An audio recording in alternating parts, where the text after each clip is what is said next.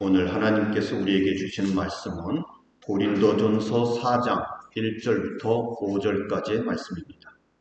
고린도전서 4장 1절부터 5절까지의 말씀.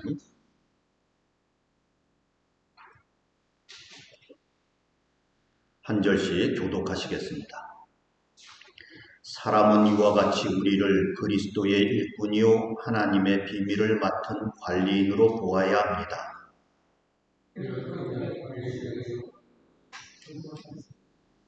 내가 여러분에게서 심판을 받든지 세상 법정에서 심판을 받든지 나에게는 조금도 문제가 되지 않습니다. 그뿐만 아니라 나도 나 자신을 심판하지 않습니다.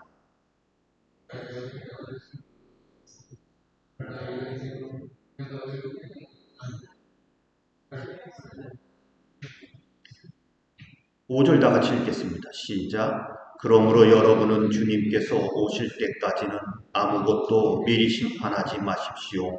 주님께서는 어둠 속에 감추인 것들을 환히 나타내시며 마음속의 생각을 드러내실 것입니다.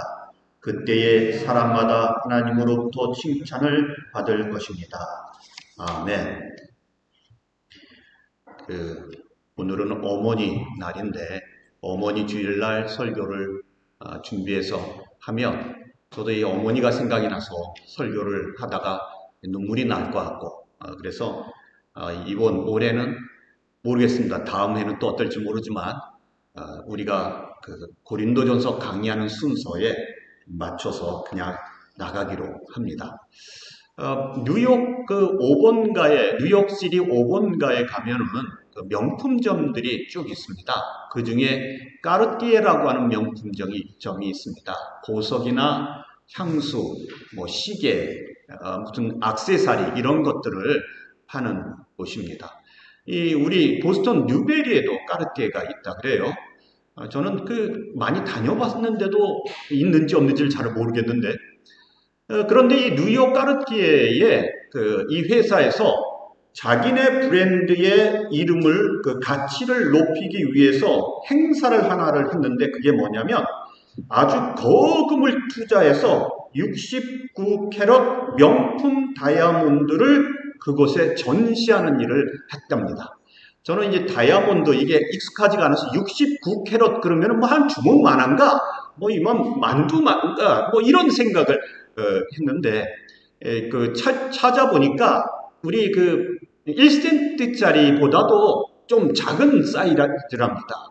그런데도 그 정도면 굉장히 큰 보석이랍니다. 이렇게 이제 홍보를 하고 그리고 이제 구경꾼들이 모여들어서 며칠간 전시를 하고 사람들이 봤는데 여기서 경비를 썼던 조 헤드라고 하는 사람이 그 다이아몬드를 구경하러 온 사람들에 대하여 한 이야기가 있습니다. 이 경비원이 도대체 뭐라고 얘기했을까요? 이 경비원이 이렇게 얘기를 합니다. 이 다이아몬드를 구경하러 온 사람들은 대부분 비난을 했습니다. 이렇게 얘기를 해요. 어떤 사람은 쓸데없이 크기만 하네.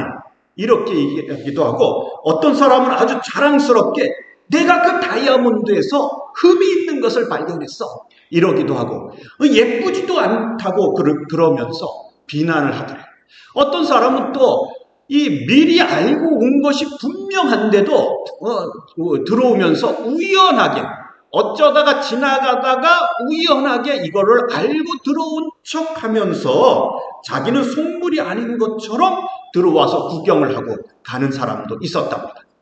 그런데 이 경비원이 가만히 보니까 이 사람들이 우스운 것이 그 사람들은 모조 다이아, 가짜 다이아가 달린 장신구나 가짜 다이아가 달린 백이나 가짜 다이아가 달린 액세서리나 이런 것을 들고 있는 사람들이랍니다. 여러분 경비원이 다이아몬드를 어떻게 알까? 그러지요. 이분은 뭐라 그러냐면 자기가 이 보석 종류 경비만 수십 년 서왔기 때문에 딱 보면 안다고 이렇게 얘기를 합니다. 여러분 우리는 가질 수 없는 것들을 보면 비난을 하죠. 비난을 합니다. 뭔가 내가 부러운데 그것이 내 것이 아니면 비난을 합니다. 이게요. 목사님이 저렇게 말씀하시면 앞으로 하지 말아야지. 안 됩니다. 그냥 하시고 회개하시는 게 바를 수가 있어요. 여러분, 이게 인간의 본성에 가까워가지고 무엇인가 누구 사람을 보든지 물건을 보든지 판단하고 비난하는 것이 인간의 본 모습이에요. 그냥 저절로 나옵니다. 이게 심리학하고 철학 쪽에서 이 동기들을 몇 가지 찾아놨는데 뭐라 그러냐면 자기 정당화를 위해서 다른 사람들을 비판하고 그런답니다. 아우, 저 사람은 왜 이기적이야? 이렇게 얘기를 하죠. 그 말의 의미는 그 사람이 이기적이란 말이 아니고 나는 이기적이지 않은 사람이야 라는 뜻이 담겨져 있답니다. 그러니까 다른 사람의 비판함으로 나는 괜찮은 사람이야 라는 것을 자랑하는 거죠. 또 자기 마음속에 불안이나 죄책감이나 어떤 문제가 있어요. 근데 인정하고 싶지는 않아요. 예를 들면은 좀 열심히 살았어야 되는데 이런 마음이 있어요. 그러다가 열심히 살지 않는 사람을 봅니다. 혹은 아들이나 딸을 봅니다. 그러면 뭐라 그래요? 너는 좀 게으르지 말고 열심히 좀 살지. 그러면서 비난을. 여러분, 이게 투사라고도 하는데 자기의 문제를 상대방에게 비춰서 비난을 하는 거죠. 또 이거는 이제 종교적 단체들에서 많이 일어나는데 나는 옳고 저 사람은 틀렸다는 말을 해서 도덕적, 종교적 만족감을 갖기 위해서 비난을 하기도 한답니다. 그리고 또 한 가지는요, 상대방을 어떤 기준 안에 넣어놓고 통제하고 싶어서 비난을 합니다. 여기서 벗어나면 비난을 막 하는 거예요. 여러분, 사람의 인생이라고 하는 것이 얼마나 다양한지 모릅니다. 제가 한국에만 있었으면 그렇게 생각 안 했을지 몰라요. 그러나 이게 나와 보니까 제가 또 공부한 것이 인터컬처럴, 타문화 간에 있어서의 커뮤니케이션 이런 거, 의사소통 이런 걸 공부하다 보면 얼마나 다양한 사람이 있는지 모릅니다. 그런데 그 다양한 사람 중에서 뭔가 내 기준에 벗어나면 그 사람의 문화나 살아온 방식에 상관없이 일단 야단을 치고 비난하고 판단을 하는 거죠. 왜요? 통제하고 싶으니까. 심지어는 우리 집에 있는 자녀들도 내가 생각하는 것을 벗어납니다. 어느 날 우리 강희가 사과를 깎는데 우리는 사과를 이렇게 칼로 깎잖아요. 이 감자 깎는 칼로 깎고 있더라고요. 제가 그걸 보면서 너무 기가 막혀가지고 제가 그래서 굿 아이디어라고 감자 깎는 칼로 편하고 좋잖아요. 전혀 상상을 초월해요. 상상을. 그런데 내 통제 안에 집어넣으려고 하면 비난하고 야단을 쳐야지만 되는 것이죠. 여러분, 마태복음 7장에 뭐라 그럽니까? 너희가 비판받는 비판으로 너희가 비판을 받을 것이다. 이렇게 얘기를 합니다. 오늘은 이 비난, 판단에 대한 이야기를 하는데 먼저 판단을 받는, 남들로부터 비난과 판단을 받는 바울의 이야기가 여기에 있습니다. 이 바울이 이 고린도 교회를 개척하고 세웠어요. 그런데 바울이 그 교회를 부흥시키다가 떠난 다음에 교회가 문제가 생겼는데 그게 뭐냐면 파당이 생긴 겁니다. 개척한 목사님 바울, 그 다음에 후임 목사님 아볼로, 그리고 멀리 유명한 목사님 베드로, 뭐 이렇게. 그리고 그것도 다 꼴보기 싫어서 우리는 예수님파 하는 이상한 신비주의자들 4개로 갈라져 있는 겁니다. 그러니까 우리가 정확한 계산은 안 되지만 그 교회에 4분의 3이 바울을 싫어해요. 바울은 인물이 별로야. 바울은 설교를 하는데 말을 더듬어. 여러분, 이게 나이 들으면 더듬게 돼 있더라고요. 저도 옛날에는 이렇게 안 더듬었거든요. 이게 점점 더듬어요. 점점. 근데 바울이 더듬어요. 그래서 뭐라 그랬어요? 그 편지에 보면 사람들이 바울을 비난하는데 당신은 글을 쓰면 대단한데 말은 왜 이렇게 어눌하냐고 비난한다. 또 바울은 병이 있었어요. 눈병이 있고 안질이 있고 간질이 있고 병이 있었어요. 사람들이, 고린도 교회 사람들이 예수 믿으면 잘 되고 복을 받아야 되는데 바울은 아주 비참한 인생을 살고 있는 거 아니야? 예수 잘 못 믿고 있는 거 아니야? 저 사람이 사도가 맞아? 목사가 맞아? 이러면서 비난을 했습니다. 4분의 3이 그랬어요. 여러분, 그런 상황 속에서 사도 바울이 뭐라고 얘기를 하느냐면, 이런 비난을 받은 가운데 사도 바울이 3절과 4절 말씀에 보면 자기는 그런 것에 조금 더 문제가 되지 않는다. 여러분, 이 비난이 사도 바울이 이렇게 썼으니까 쉬운 것 같지요? 이 인터넷 네티즌들의 비난을 심하게 받은 연예인들이 자살한다 그러잖아요. 그거 장난이 아닙니다. 그것을 읽고 묵상하고 그것이 마음의 칼이 돼서 찔러대고 어떻게 최고를 이끌어낼 것인가 라는 책이 있습니다. 거기에 보면 비난을 받으면 뇌는 무의식적으로 과도한 방어 모드로 돌리고 해서 다른 일은 수행하지 않고 자기의 능력을 제한해서 어떻게 하면 주변에 나를 위협하는 것들을 로부터 피할까? 무엇이 나를 위협하나 하는 것을 찾는 방어 기제가 발생한답니다. 그러니까 이 사람이 얼마나 똑똑한지 능력 있는지의 문제가 아니고 뇌가 비난을 막 받으면 뇌가 항상 비난받는 사람들은 어떻게 내가 방어할 수 있을까? 어떤 위협이, 어떤 공격이 다가오고 있나? 조심하고 주의를 살펴본다는 거죠. 그래서 이 책에서 뭐라고 얘기하냐면 조직원들, 그러니까 회사나 어떤 공동체에서 사람들이 뛰어난 일을 하도록 최고를 이끌어내려면 비난과 비판을 하지 말고 행복하도록 긍정적이고 지지를 해주는 행복감과 이런 것들을 해줘야 된다는 거죠. 그래야지만 사람들이 최고로 창조적으로 일을 할 수 있다는 거죠. 여러분, 이게 비난받는 일이 쉬운 게 아닙니다. 바울 사도가 이렇게 얘기했다고 나는 다른 사람들의 비난에 자유하다 이렇게 얘기했지만 쉬운 게 아니라고. 여기에 보면 이제 우리가 구약의 시편 한번 보죠. 시편 3장 1절부터 8절 말씀 함께 한 절씩 교독해 보겠습니다. 아주 좋은 말씀인데 제가 한 절 읽고 여러분들이 한 절 읽으시기 바랍니다. 주님, 나를 대적하는 자들이 어찌 이렇게도 많습니까? 나를 치려고 일어서는 자들이 어찌 이렇게도 많습니까?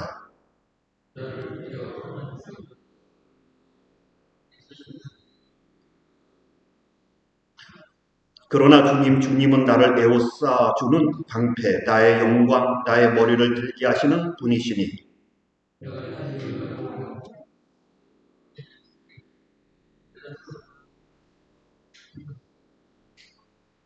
내가 누워 분하게 잠들어도 또다시 깨어나게 되는 것은 주님께서 나를 붙들어 주시기 때문입니다.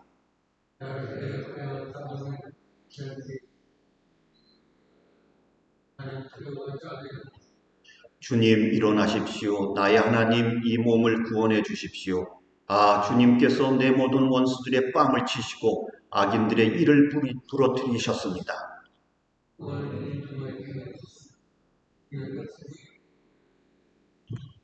아멘. 여러분들 누구 꼴 보기 싫은 사람 있고 억울한 일이 있으면 이걸 읽으세요. 여기에 보면 뭐라 그럽니까? 7절에 보면 원수들의 뺨을 치시고 시원하잖아요. 여러분 이 성경이 그 시편 3편이 그 시제를 보면 뭐라고 되어 있냐면 다윗이 그 아들 압살롬을 피할 때에 지은 시 이렇게 되어 있습니다. 압살롬 피할 때. 이 구약 중에 압살롬의 이야기는요, 거기에 간음이 나오고 배신이 나오고 불효가 나오고 불충이 나오고 불의함이 나오고 아주 더러운 이야기예요. 이 압살롬의 이야기는. 그래서 압살롬 그 이름대로 정말 압살시키면 딱 좋겠는 그러한 상황에 있는 주인공이 압살롬이고요. 그리고 그걸 당하는 사람이 다윗입니다.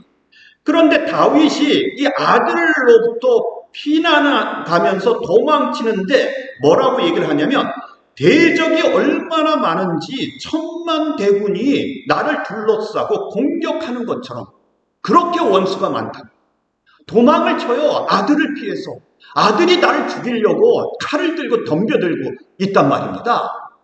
그런데 그 아들을 피해서 도망치는데 지금까지 다윗에게 무서워서 조용하게 있던 다윗의 적들이, 원수들이 이때다 하고 나타나서 조롱을 해요. 욕을 합니다. 네 하나님이, 너를 지켜준다는 하나님이 어디 있느냐? 아들의 반역을 피해서 맨발로 머리를 헝클이고 도망치고 있느냐? 얼마나 수치스러운 인생이냐? 그런데 다윗이 뭐라 그럽니까? 내가 누워 고나게 잠들어도 또다시 깨어나게 되는 것은. 여러분, 너무 억울하고 너무 마음이 아프면은요, 하나님 그냥 잠들어서 안 깼으면 좋겠습니다. 내일 일어났을 때에 사람들 얼굴 보기가 부끄러워요. 사람들 얼굴 보기 싫습니다. 그냥 이대로 잠들면 참 좋겠습니다. 그런 기도도 나와요. 그런데 다윗이 뭐라 그럽니까? 내가 누워서 고나게 잠들고 또다시 깨어나는 것을. 그렇게 사람들이 나를 조롱하고 욕하는데도 다윗은 고나게 잘 잤어요. 잠을 잘 자고 또 아침에 벌떡 일어나가지고 하루 일과를 살아간단 말입니다.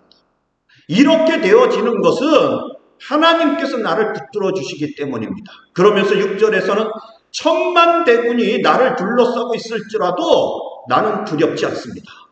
나의 하나님, 주님 일어나십시오. 나를 구원해 주십시오.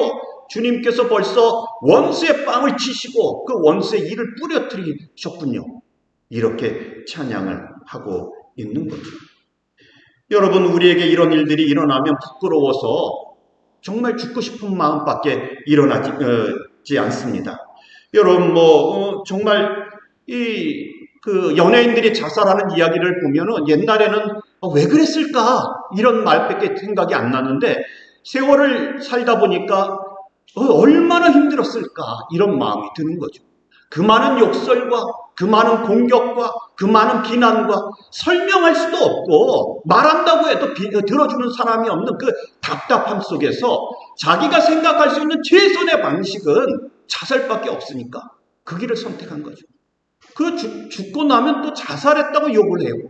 여러분, 그럴 필요 없어요. 자살이 죄니 아니니 그런 거 따지지 말고 그 한 영혼의 불쌍한 국률한 마음을 보고 그가 얼마나 고통스러운 밤을 보냈을지를 생각해 봐야지 되는 거죠. 여러분, 다윗은 뭐라 그래요? 그렇게 힘들고 억울하고 답답한데 하나님께서 나를 붙들어 주셨다고.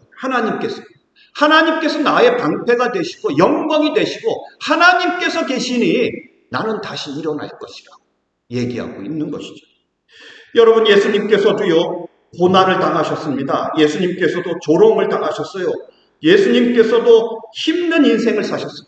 그러나 예수님은요, 하나님의 뜻이 무엇인가? 지금 내가 이 조롱당하고 고난받는 가운데 내가 싸우는 게 하나님의 뜻일까? 내가 도망치는 게 하나님의 뜻일까? 무엇이 하나님의 뜻인가를 생각하시고 하나님께 맡기고 간다. 베드로전서 2장 23절에 욕을 당하시되 대신하여 욕하지 아니하고 공의로 심판하시는 이에게 부탁하시며 이렇게 얘기하고 있는 것이죠. 여러분, 우리 인생은요, 다 우리한테 좋은 말만 해주는 사람만 있는 게 아닙니다. 10명이 있으면 그 중에 8, 많으면 9가지도 우리에게 비판을 하죠. 판단을 합니다. 그러나 그럴 때도 하나님을 바라보면서 그렇게 나아가야지 되는 것이죠. 또 한 가지는요, 3절을 보면 이 판단에 대한 이야기 중에 이 남의 판단도 무섭지만 자기가 스스로 내리는 판단도 문제입니다. 자기가 자기를 판단해요. 다른 사람의 판단도 무섭지만 나는 왜 그랬을까? 도대체 나는 왜 계속해서 이 시험을 당하고 나는 왜 계속해서 이런 실수를 할까? 도대체 나의 꿈은 어디로 가버렸고 내 인생은 왜 이렇게 되어져 있는가? 내 인생은 왜 이렇게 비참하고 내 인생은 왜 이렇게 문제가 많고 함정이 많고 이렇게 힘들까? 자신을 스스로 판단해서 실패한 인생, 문제 있는 인생으로 낙인을 찍어버린다는 거죠. 그런데 사도 바울이 뭐라고 얘기를 해요? 자기를 판단하지 않는다. 판단하지 않는다. 자기를. 여러분도 자기를 판단하지 마세요. 여러분의 인생이 실패한 것인지 문제가 있는 것인지 판단하지 마세요. 왜요? 여러분들의 그 판단은 하나님만 하실 수 있다. 하나님만. 여기에 뭐라고 얘기합니까? 나도 나 자신을 판단하지 않는다고 하면서 4절 말씀해 보면 나를 심판하시는 분은 주님이십니다.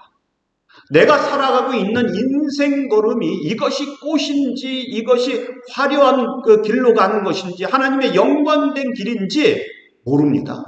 이것이 정말 실패한 것인지 이게 내 인생에 아무 의미도 없는 것인지 몰라요. 판단하지 마세요. 누가 판단합니까? 하나님이 판단하신다고. 그러면 남의 판단도 우습게 여기고 자기 스스로도 자책하지 않고 판단하지 않으면 마음대로 산다는 뜻입니까? 아니요. 하나님의 판단이 있음을 믿고 오늘 내가 해야 될 일에 그저 충성되게 임하라고 하는 거죠.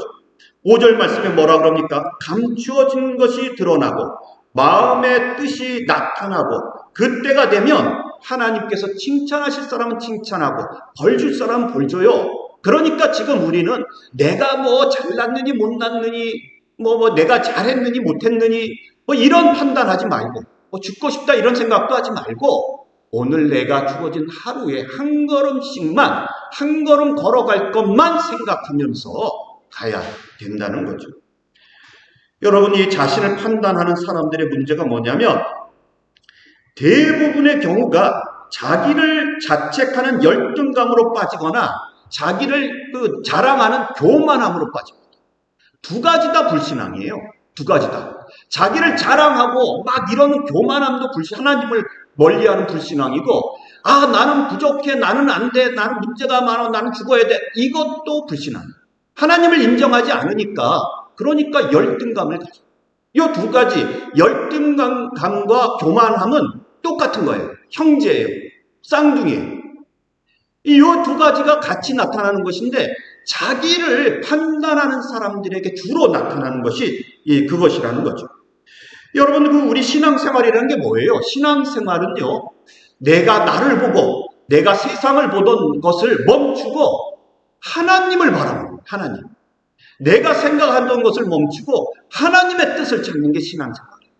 하나님 눈에는 내가 비록 허물이 많고 죄가 많고 문제가 많고 실패가 많아도 하나님의 눈에는 가장 소중한 예수 그리스도를 죽게 하시고 피를 흘려서 그 피로 보혈로 값주고 산 귀중한 존재. 지금은 저기 아버지를 떠나서 저 먼 나라로 가서 거기서 돼지치고 그리고 거기서 쥐염 열매로 먹을 것도 없어서 그렇게 잘 것도 없어서 돼지하고 같이 자고 있지만 그러나 이 동네 어구에서 지금도 돌아오기를 기다리시는 하나님 눈에는 가장 소중한 아들이요 딸이라고 하는 거죠. 하나님을 바라보는 눈으로 하나님에게 모든 것이 있음을 바라보면서 살아가는 거죠. 자기를 판단한다는 것은 자기만 보는 거예요. 자기만. 그래서 힘든 겁니다. 이제는 그만 자기를 판단하고 하나님을 보라고 얘기를 하고 있는 것입니다. 그런데 여기에 우리가 한 가지 좀 봐야 될 것은요. 1절 말씀 한번 보시면은요. 사람은 이와 같이 우리를 그리스도의 일꾼이요 하나님의 비밀을 맡은 관리인으로 보아야 합니다. 이렇게 얘기해요. 그러니까 판단하지 말라는 얘기를 막 했는데 1절에서는 우리를 사도 바울과 아볼로와 다른 일꾼들을 그리스도의 일꾼이요 하나님의 비밀을 맡은 관리인으로 보아야 합니다. 이렇게 얘기했어요. 아니 판단을 신경을 안 쓰면 판단받는 걸 신경을 안 쓰면 그냥 하나님의 일을 말없이 조용하게 하고 그러면 되지. 나를 하나님의 그리스도의 일꾼이요 하나님의 비밀을 맡은 관리인으로 좀 여겨주십시오. 이렇게 얘기할 필요가 뭐가 있겠습니까? 요 말의 뜻은 뭐냐면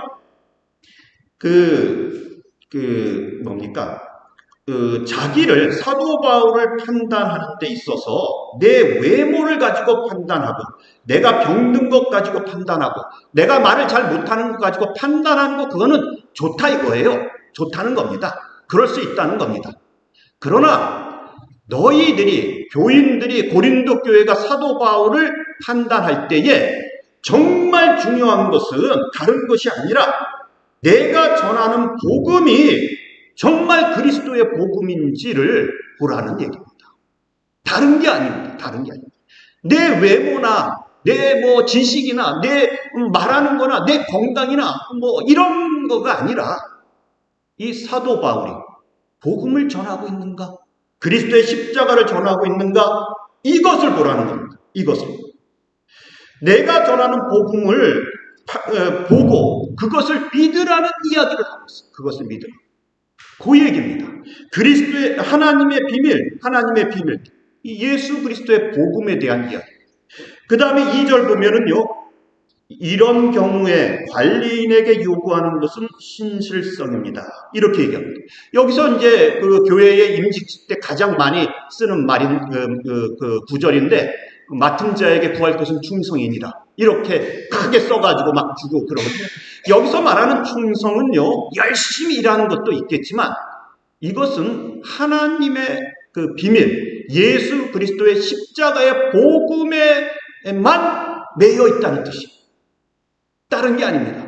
시간을 많이 내서 하나님의 일을 하고 뭐 이런 충성에 대한 이야기가 아니라 하나님의 일을 함에 있어서, 복음을 전함에 있어서, 설교함에 있어서 그리스도의 십자가, 그리스도의 보혈, 그리스도의 사역에만 충실하겠다는 그러한 생각을 말하고 있는 것이죠.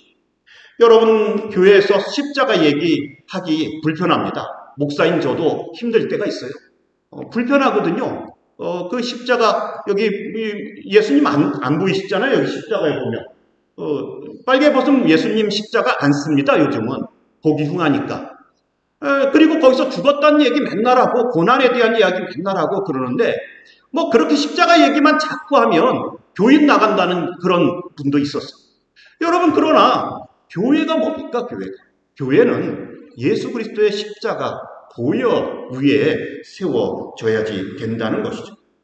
그래서 하나님의 비밀을 사람들에게 선포하는 것입니다. 그리고 그것 때문에 받는 비난이라면 그대로 받겠다는 겁니다. 사도 바울이. 저희가 이번에 교황이 새로 뽑혀서 이제 그 사진 보셨습니까? 그 교황이 선출되고 나서 그 사진이 이제 막 나왔는데 추기경들이 환한 얼굴로 다들 손을 막 흔들고 막 웃어요. 그런데 교황으로 뽑히신 분은 얼굴은 웃기는 웃는데 좀 이렇게 굳어 있어요. 그랬더니 어떤 네티즌이 무거운 짐을 막내에게 던져버린 선배 추기경과 그 무거운 짐을 짊어진 후배 추기경, 교황이다. 이렇게 표현을 했습니다. 뭐 그런지 아닌지 모르겠는데 추기경들이 교황을 뽑고 나서 그 교황이 선출됐다고 나와서 이제 그 성도들에게 손을 흔들 때에 그 추기경들의 얼굴이 환합니다.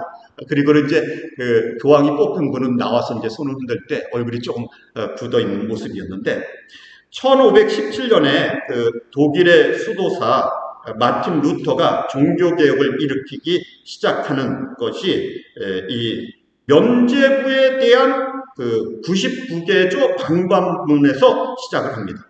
비텐베르크 성당문에다가 95개 방반문을 써서 붙였어요. 그 당시에 그 로마에 그 성당을 지어야 되는데 돈이 없으니까 어떻게 했냐면 신부님들이 돌아다니면서 여러분들이 헌금함에 돈을 넣어서 그 옛날엔 다 동전이었죠. 떨어지는 순간, 딸랑 하는 순간 여러분의 영혼이 하늘나라로 간다고, 구원받는다고 이렇게 가르쳤어요. 이런 설교를 듣고 사람들이 그 헌금함에다가 돈을 넣은 거죠. 그런데 이제 루터는 그게 잘못되었다고 95개조를 써서 붙입니다. 이것이 얼마나 큰 일이었는지 이 루터가 그것을 쓰고는 내 양심은 하나님의 말씀에 사로잡혀 있습니다. 나는 처리할 수 없습니다. 여기 내가 서 있습니다. 하나님이여 나를 도우소서. 요 쓴 것 때문에 이제 체포되어 갔거든요. 그리고는 이제 왕과 교황과 정치인들과 이런 사람들이 루터를 공격을 하는 거예요. 네가 정치적으로 잘못되었다. 말만 한마디만 해주면 된다. 이거는 처리하겠다. 한마디만 하면 너 살려줄 수 있다. 그래서 이제 사람들이 그 의회에 모여가지고 다 루터를 공격하고 막 신부님들이 공격하고 그럴 때에 루터가 하는 겁니다. Here I stand. 나는 여기 서 있습니다. 나는 하나님의 말씀에 사로잡혀 있습니다. 내가 여기 서 있습니다. 하나님 나를 도와주옵소서. 이렇게 기도를 하고 그것을 철회를 하지 않게 되어지는 거죠. 여러분, 우리가 비난 속에 살아갑니다. 그러나 하나님의 말씀을 붙들고 살아가는 것은요, 비난받을 수밖에 없음을 알아야 됩니다. 그리고 여러분들이 비난받는 것은요, 외모나 다른 것이면 상관없어요. 괜찮습니다. 단지 예수 그리스도의 복음이 거기 있느냐가 가장 중요하다는 것이죠. 오늘 우리들이 살아갈 때에 판단을 좀 중지하십시오. 이웃들에게, 다른 사람들에게 판단과 비난하는 것을 중지하시고, 그리고 자신에게 판단과 비난하는 것을 중지하시고. 물론 여러분, 세상은, 제가 박사과정 갔을 때 처음 공부하기 시작할 때 배운 게 뭐냐면 페이퍼 비난하는 거. 비난이라고 그러면 좀 그렇죠. 그거를 뭐라 그러나요? 분석해서 무엇이 좋고 나쁜지를 지적해서 써내, 한마디로 비난하는 거죠. 지적질하는 거죠. 그거를 배웁니다.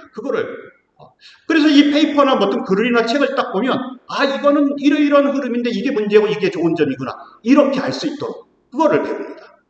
사회가 그래요, 세상이. 그러나 여러분은 교회 오셨잖아요. 예수 믿는 신앙이 있지 않습니까? 그러니 복음대로, 말씀대로 판단을 중지하시기 바랍니다. 여러분들의 판단은 하나님 나라에 가서 다 이루어지게 될 것입니다. 여러분들의 판단은 중요하지 않아요.